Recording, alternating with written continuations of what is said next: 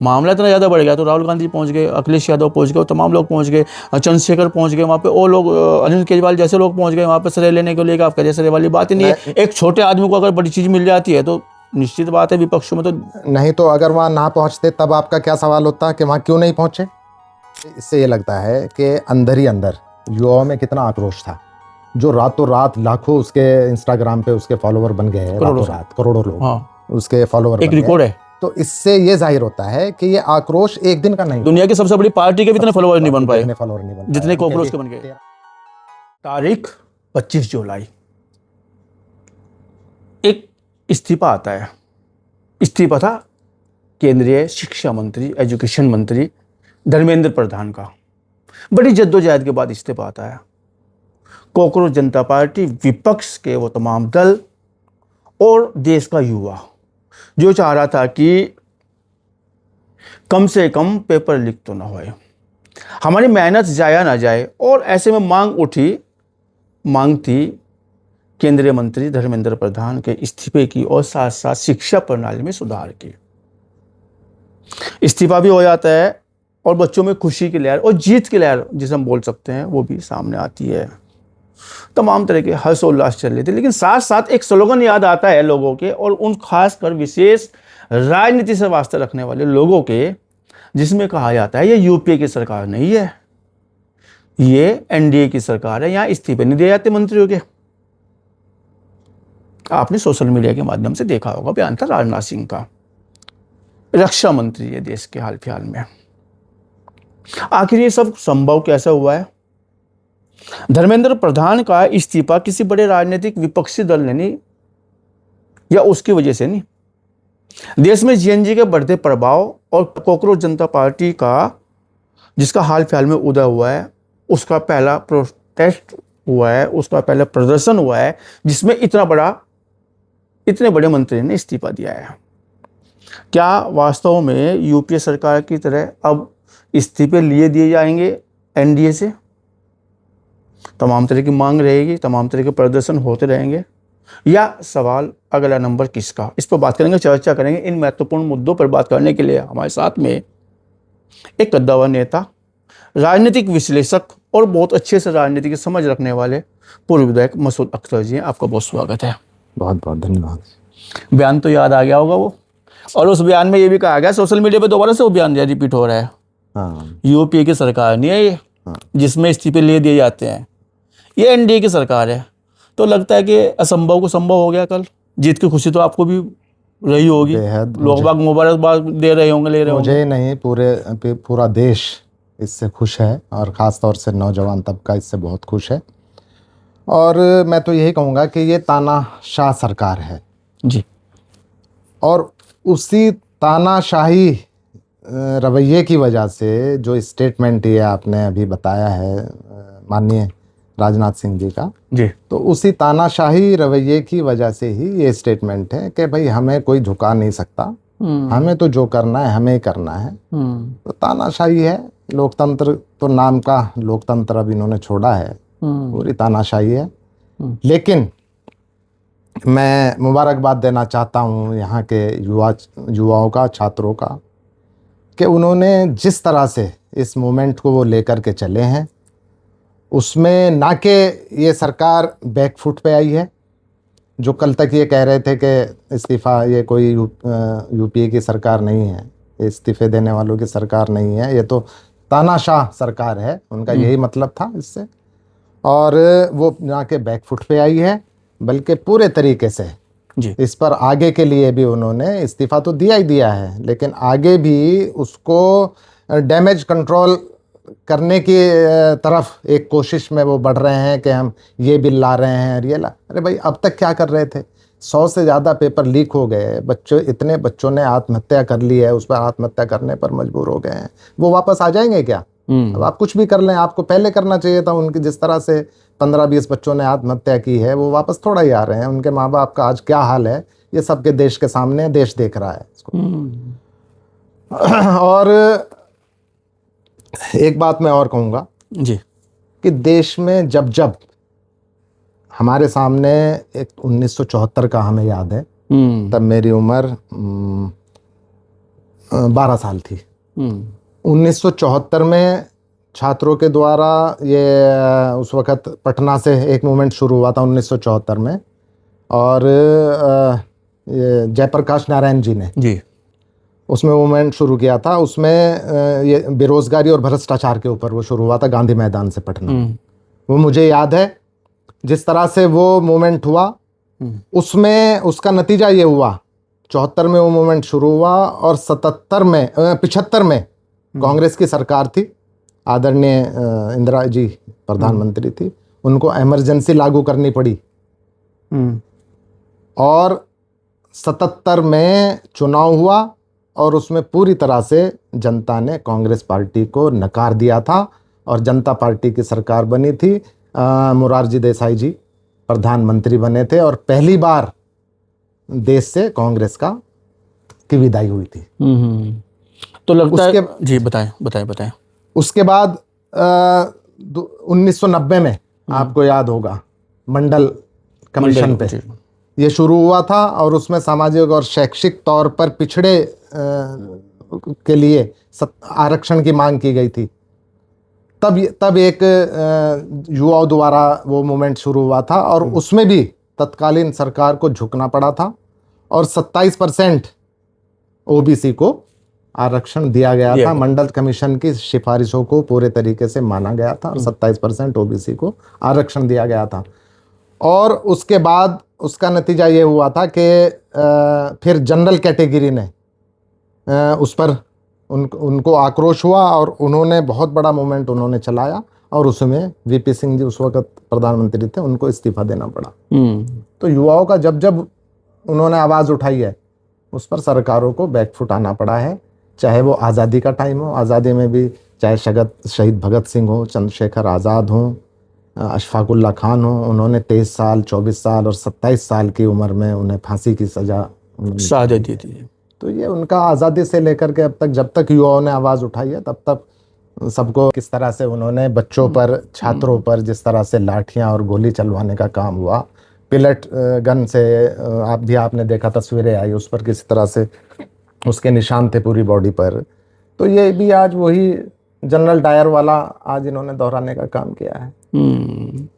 नहीं, general Dyer के लिए तो हम गैर थे, लेकिन यहाँ तो गैर बिंदी, यहाँ तो बच्चे अपने थे। हाँ, अपने ही बच्चों पर, यही तो और हमारा दुर्भाग्य है कि अपने ही बच्चों पर हम इस देश के बच्चों पर, उनमें हमारे भी बच्चे हैं, अगर वो बच्चे वो किसी और के थोड़े ही हैं, इस देश के बच्चे। अब तो जांच की जा रही है कि खाना कहाँ से आया है, इनको जो सुविधाएं मिली है वो कहाँ से मिल रही है, उसकी भी जांच की जा रही है, तमाम तरह की जांच की जा रही है। और बच्चे जहाँ से यूनिवर्सिटी से पढ़ते हैं उनको तरह तरह के इस तरह के मैसेज भेजे गए कि जय तुम वहाँ बच जाइएगा, इस तरह की बातें भी आई है। अब ये निकालेंगे उसमें से, अपने हित की बातें निकालेंगे, तो लड़ाई कौन लड़ेगा फिर? करेंगे लड़ाई, उन बच्चों की लड़ाई कौन लड़ेगा? ठीक है, प्रधान धर्मेंद्र का जो इस्तीफा हो गया केंद्रीय शिक्षा मंत्री का, लेकिन जो बाद में अंधी के बाद में वो होता है ना, अंधड़ जिसको हम बोलते हैं, उसकी व्यवस्था, उसकी रिपेयरिंग कौन करेगा? राहुल गांधी ने तो अपना प्रदर्शन कर दिया, राहुल गांधी ने पीएम साहब के उस आवास पे जाके कर दिया, लेकिन अब जो बच्चों को झेलना पड़ेगा, सवाल तो ये भी है ना। देखिए, हमें इस देश की न्यायपालिका पर पूरा भरोसा है, हमें इस देश की हाई कोर्ट पर, सुप्रीम कोर्ट पर पूरा भरोसा है और उनके साथ न्याय होगा। अगर किसी ने कुछ गलत नहीं किया तो उसके साथ गलत नहीं होगा। नहीं, यहाँ पे एक सवाल, न्यायपालिका पर विधायक, यहाँ पे सवाल है कि अगर न्यायपालिका पे भरोसा है तो प्रदर्शन किस काम के लिए है? न्यायपालिका, व्यवस्थापिका और तमाम तरह की जो पिलर हैं संविधान के, संवैधानिक पिलर माने जाते हैं, बावजूद उसके फिर प्रदर्शन करना पड़ रहा बच्चों को। सवाल तो ये भी है ना, जहां न्यायपालिका का काम है वहां न्यायपालिका अपना काम कर रही है।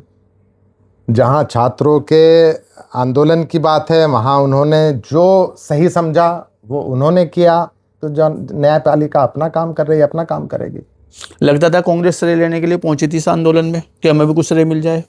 नहीं, देखिए, श्रेय की तो कोई बात ही नहीं है, हमें प्रदर्शन तो उसी तरह का सामने आया। कांग्रेस ने बच्चों के लिए, अगर कुछ गलत हो रहा है इस देश में तो फिर ये राजनीतिक पार्टियां किस लिए हैं, क्या करेंगी ये? अगर जनता के लिए, हमारे छात्रों के लिए, कांग्रेस तो पहले से ही आवाज़ उठा रही थी कि भाई ये गलत हो रहा है, पेपर लीक नहीं होना चाहिए, तो इसमें उसकी बात कहाँ से आ गई? कांग्रेस तो पहले से ही इस पे आवाज़ एक छोटी सी पार्टी ने सरकार हिला दी, जिसका रजिस्ट्रेशन भी नहीं हुआ, जिसका भी कुछ भी नहीं हुआ। एक इंस्टाग्राम पे एक बनी छोटी पार्टी जिसका नाम कॉकरोच जनता पार्टी रखा गया, उसके लिए करोड़ों फॉलोवर बन गए, तमाम चीजें आ गई। और देश का पहला मूवमेंट इतने कम समय में, पार्टी पैदा होने के बाद सबसे बड़ा मूवमेंट खड़ा करने वाली कॉकरोच जनता पार्टी, जब देखा कि तो यार होने वाला है, मामला इतना ज़्यादा बढ़ गया, तो राहुल गांधी पहुंच गए, अखिलेश यादव पहुंच गए, तमाम लोग पहुंच गए, चंद्रशेखर पहुंच गए वहाँ पे, और लोग अरविंद केजरीवाल जैसे लोग पहुंच गए वहाँ पे श्रेय लेने के लिए। आप करिए श्रेय वाली बात ही नहीं है। एक छोटे आदमी को अगर बड़ी चीज़ मिल जाती है तो निश्चित बात है विपक्षों में तो नहीं, तो अगर वहाँ ना पहुँचते तब आपका क्या सवाल होता कि वहाँ क्यों नहीं पहुँचे?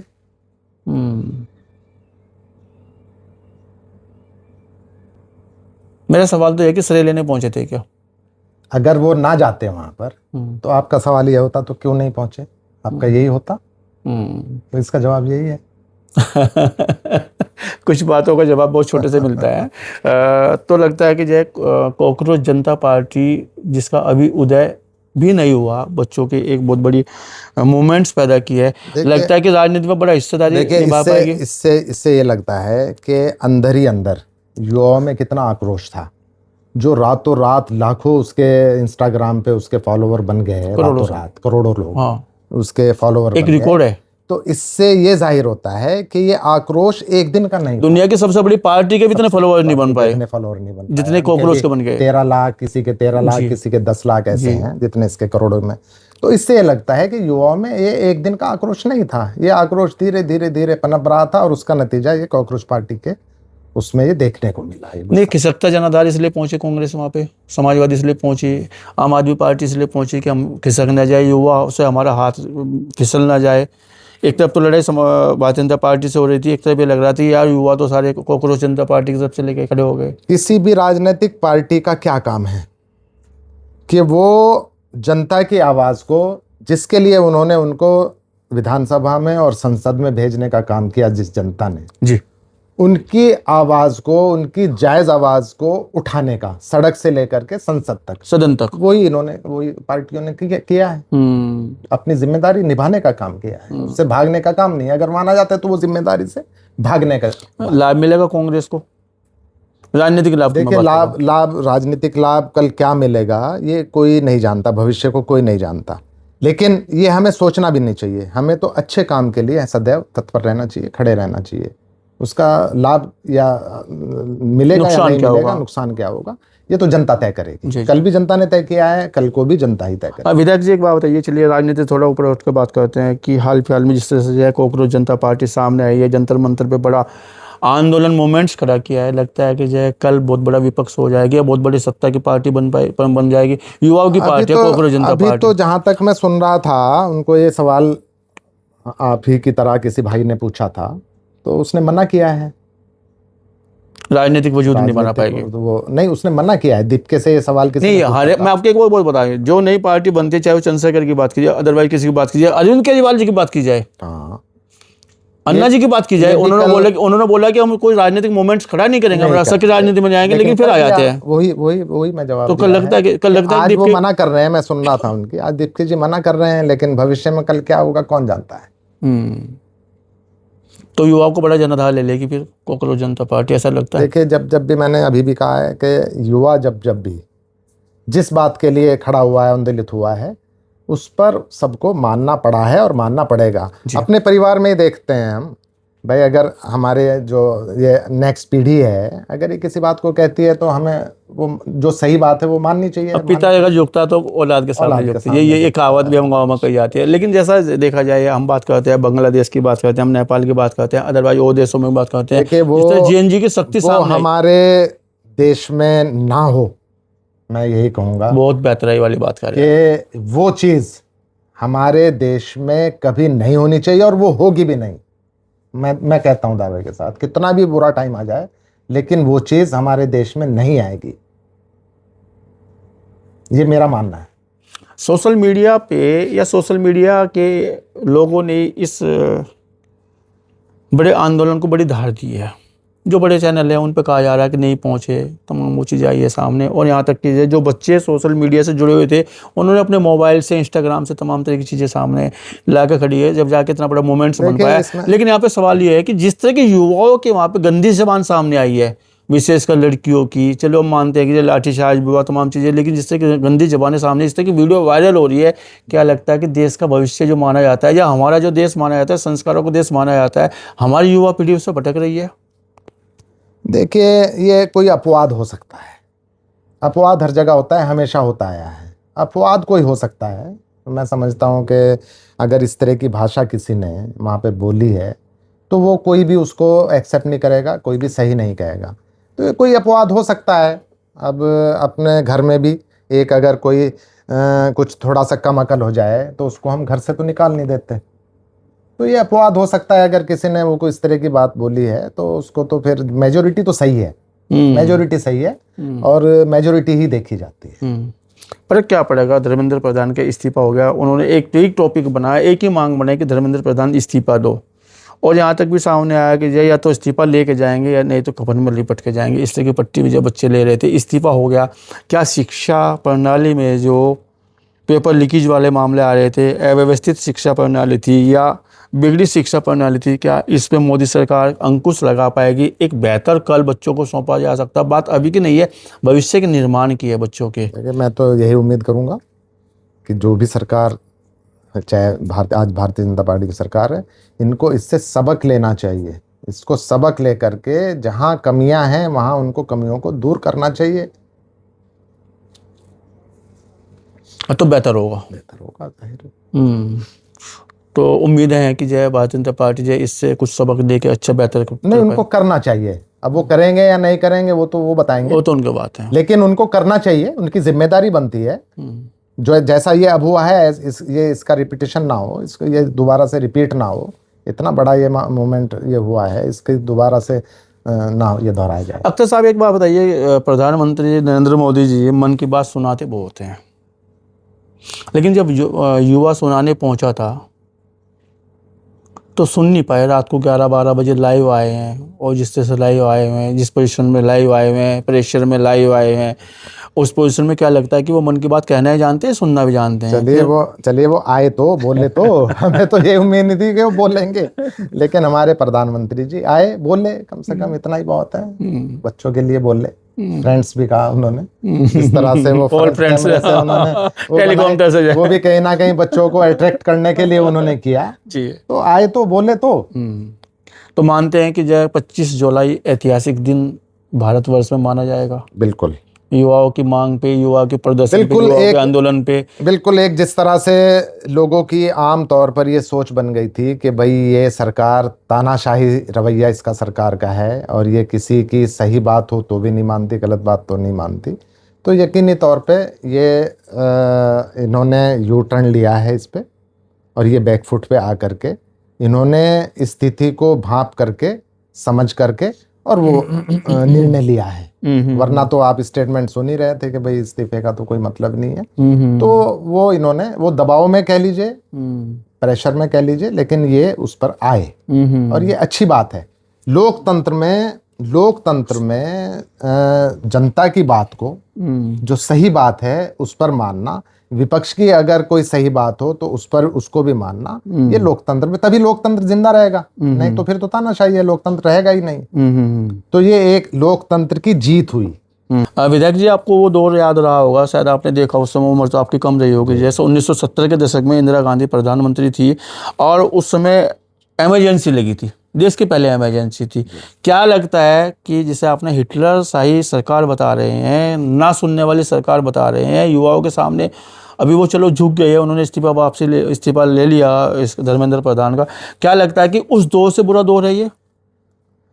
नहीं, जाहिर है उस दौर से बहुत बुरा दौर है। उसमें कोई इस तरह मतलब इमरजेंसी लगी थी वो दौर अच्छा था? नहीं, इमरजेंसी आप कांग्रेस इसलिए खोल के नहीं बोल पाएंगे। आप तो कहने वही वाली बात है कि यार हमारा मट्ठा तो सबसे मीठा है। इमरजेंसी को मैं नहीं बताऊंगा, चूंकि परिस्थितियां ऐसी हो गई थी कि लगानी पड़ी उस वक़्त। और लेकिन जितना इस वक़्त, अब तो उससे कहीं बुरा हाल है। आज अगर कोई मुलजिम, बाद में मुलजिम तो तय, अगर कोई क्राइम करता है मुलजिम तो अदालत उसको डिक्लेयर करेगी, तब मुलजिम होगा ना, वो ट्रायल होगा, दलीलें होंगी दोनों तरफ से, जब वो अदालत उसको मुलजिम करार देगी तब वो मुलजिम होगा। लेकिन आज की सरकारें तो पहले ही उसका घर भी तोड़ देती हैं, उस पर गोली भी मार देती हैं टांग में, तो ये उससे बुरा दौर नहीं है तो और क्या है कि वकील भी हम ही, दलील भी हम ही, अदालत भी हम ही, सब कुछ हम ही। तो आप ये कहना चाह रहे हैं कि आप ये कहना चाह रहे हैं कि मोदी और योगी सरकार में ये अदालतों से विश्वास उठा है, नहीं, आज कार्रवाई साथ साथ हो रही है, आज तो यही दौर है। सरकारों का विश्वास उठ गया है। और 4 भाइयों का एक घर सामूहिक है, उन्होंने चारों ने अपने अपनी मेहनत से वो घर बनाया, और एक भाई ने गलती की और घर पूरे चारों का तोड़ दिया। ये कहाँ का इंसाफ है? आज जौहर यूनिवर्सिटी, उसमें वो तो देश की धरोहर है। जौहर यूनिवर्सिटी पे 38 बिल्डिंग का तोड़ने का आदेश निकला हुआ है। तो ये क्या सही है? भाई उनको अगर वो नियमित नहीं है, उनके नक्शे पास नहीं है, तो वो तो देश की धरोहर है, उसमें देश की संपत्ति, देश का पैसा ही लगा हुआ है। आज ये मकान अगर जहां हम रह रहे हैं, ये कहने को हमारा है लेकिन हमारा नहीं है, तो देश की संपत्ति, सब कुछ देश का है। आज ये जमीनें हैं, हम किसान हैं, जमीनें हैं, सरकार जब चाहे जमीन ले सकती है, हम उसका लगान दे रहे हैं, उन्होंने हमें उसके लिए दे रहे। लेकिन अगर आज कानून ये भी है कि सरकार जिस जमीन को लेना चाहे जनहित में, वो उसको ले सकती है, भले ही मुआवजा दे उसका। मतलब आप अपनी बात तो ये सब राष्ट्र का है। ये सड़कें अगर हम इनको तोड़ने लग जाएं और कहने लग जाएं ये हमारी नहीं है, तो ये क्या हमारा पैसा नहीं लगा हुआ? राष्ट्रीय अपना तो सब चीज अपनी है, लेकिन आप ये कहने के अपनी बात में कह रहे हैं अगर कहीं ना कहीं उसमें वो नक्शे पास उसके नहीं है, तो सरकार को उसको अपने अंडर टेक ओवर कर ले। तोड़ने की बजाय, तोड़ के क्या मिलेगा उसको? वो मलबे में तब्दील हो जाएगी। तोड़ के क्या मिलेगा? इतना पैसा उसमें लगा हुआ है, वो देश का ही लगा हुआ है, राष्ट्र का ही लगा हुआ है। उसका नियमितीकरण कराए, टेक ओवर कर ले, उसको खुद अपने कब्जे में कर ले, बच्चों का नुकसान ना हो। इतनी बड़ी यूनिवर्सिटी है, उसमें हिंदू मुस्लिम सभी बच्चे पढ़ रहे हैं। नहीं, आप तो कहने का कहना चाह रहे हैं कि जो सवालिया निशान खड़ा हुआ है मुसलमान पे इस सरकार में। मुसलमान निर्माण करता है या कुछ भी करता है, या तो बुलडोजर से ढा दिया जाता है। ये तो जौहर यूनिवर्सिटी जैसे, अगर जौहर यूनिवर्सिटी में आजम खान का किसी मुस्लिम का नाम ना होता तो शादी चीजें ना होती सामने। हाँ, तो ये तो आप मतलब आप ये मुसलमान वाली बात आप भी कर रहे हैं। नहीं, मैं कर नहीं रहा हूँ। ये तो जो है सामने उसको बता रहा हूँ। ये आपके सामने है जौहर यूनिवर्सिटी का। मतलब जौहर यूनिवर्सिटी में अगर किसी मुस्लिम की ना होती तो शायद वहाँ पे ये चीजें ना होती। अब वो अगर जब होगा, ऐसा मामला आएगा, तब मैं बताऊंगा। नहीं, आपने बुलडोजर वाली बात तो बताई है कि 4 भाइयों का मकान है। तो उस वक्त ऐसी हालात नहीं थी। उस वक्त सन 1975 में, उस वक्त इमरजेंसी में भी ऐसे हालात नहीं हुए कि इतनी जुल्म ज्यादती उस टाइम कभी नहीं हुई। आपको भी याद होगा अगर 75 का। कैसे बात कर रहे हैं? हालांकि छोटे थे, लेकिन इतनी जुल्म ज्यादती। विधायक जी, आप कैसी बात कर रहे हैं? सबका साथ सबका विकास के अभी सरकार है। बिल्कुल होना चाहिए। फिर बुलडोजर कहाँ से आ गया? मैं तो ये कहूंगा, गोली कहाँ से आ गई? नहीं, तो ये तो आप देख ही रहे हो। ये तो आपके सामने मिसालें हैं। वो तो मिसालें हम दे रहे हैं कि भाई जौहर यूनिवर्सिटी है, इसको तोड़ने का वो किया है, इसका दूसरा तरीका निकाला जा सकता है। मैंने तो उस पर ये जवाब आपको। चलिए दूसरे विषय पे आते हैं, फिर से जो है ना दोबारा से उसी विषय पे बात करते हैं। जिस तरह से वहाँ पे जैन जी ने एक माहौल पैदा किया है, सरकार भी बैकफुट पे आई है। धर्मेंद्र प्रधान का इस्तीफा केवल इस्तीफा नहीं था, नक का सवाल भी था। और मोदी जी भी जो है लाइव आए के उन्होंने अपनी बात रखी है। तो कहीं ना कहीं लगता है कि जो है भारत का जैन जी उस मोड़ पे है कि अपनी ताकत का इस्तेमाल करना चाहता है सरकार के सामने। अगर उनको उनकी किसी चीज में अहित हो रहा है, तो लोकतंत्र में आवाज उठाने की तो सबको वो है ना, अधिकार है ना। तो लोकतंत्र में वो अपने अधिकारों को उठाना कहाँ का कोई क्राइम हो गया? ये उन्होंने अपनी आवाज, अपने हक और अधिकार की आवाज को उठाया, और वो सही आवाज को उठाया, इसीलिए सरकार ने उसको माना। अगर उनकी हक और उसकी आवाज वो सही ना होती तो सरकार ना मानती। और लाठीचार्ज, जिस तरह की चीजें सामने आई है, बर्बरतापूर्ण व्यवहार किया गया है सरकार के द्वारा, वो भी लोकतांत्रिक अधिकारों में आता है कि सरकार के लोकतांत्रिक अधिकारों का हनन है। अगर शांति प्रिय तरीके से कोई किसी चीज को उठा रहा है, तो उस पर इस तरह से बल प्रयोग करना ये नहीं है। और ये देश ने देखा है, इसको देश भूलेगा नहीं। महत्वपूर्ण मुद्दे पर आपने पूर्व विधायक मसूद अख्तर को सुना, वो भी तब जब धर्मेंद्र प्रधान का इस्तीफा हो गया है। और इस्तीफा भारत के युवाओं ने अपनी शिक्षा प्रणाली के बदलाव के लिए, पेपर लीक को लेकर एक माहौल बनाया, आंदोलन किया, तब जाके सरकार ने धर्मेंद्र प्रधान का इस्तीफा दिलवाया है। और साथ साथ ये भी सामने आया कि कॉकरोच जनता पार्टी जिसे जुमा जुमा 8 दिन हुए हैं, उसने एक बड़ा मोमेंट्स खड़ा किया है, जिसमें राहुल गांधी भी पहुंचे, जिसमें अखिलेश यादव भी पहुंचे, जिसमें आम आदमी पार्टी के संस्थापक अरविंद केजरीवाल जी भी पहुंचे हैं, जिसमें चंद्रशेखर को विजय धरने में बैठना पड़ा है।